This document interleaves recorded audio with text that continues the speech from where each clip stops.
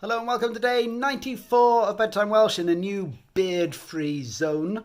And today we're going to be giving you a new word, and it's a very useful new word. You can use it in all sorts of different situations, so I hope you'll have some fun playing around with it. And it's a favourite word of particularly young children. It is the word why. Why. And the Welsh word for why is pam. Pam. It's actually in an episode of Gavin and Stacey, if you want to go and have a look for that. So the Welsh word for why is pam. So I'd like you to give me the Welsh word for why. Pam. Pam. So how about why do you want, or why you want? Why do you want?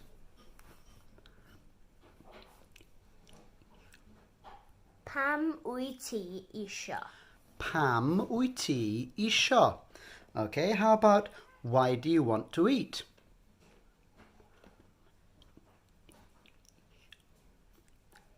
Pam wyt ti isio bwyta?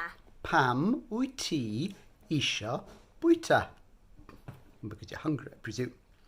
Okay, how about I know why?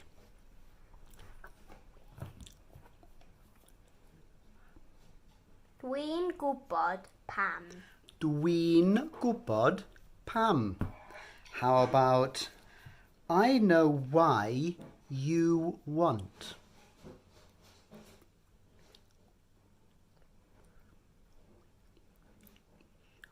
Dwi'n gwybod pam wyt ti isio? Dwi'n gwybod pam wyt ti isio? How about I know why you want to play tonight? You haven't heard tonight for quite a while.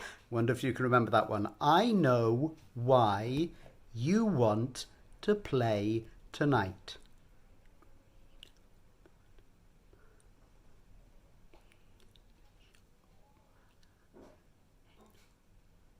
Dwi'n gwybod pam wyt ti isio chwarae heno? Dwi'n gwybod pam wyt ti isio chwarae heno. And with that little monster for you, we'll leave it there for the time being. And we'll see you again soon for day 95. But for now, hwyl am y tro. Ta!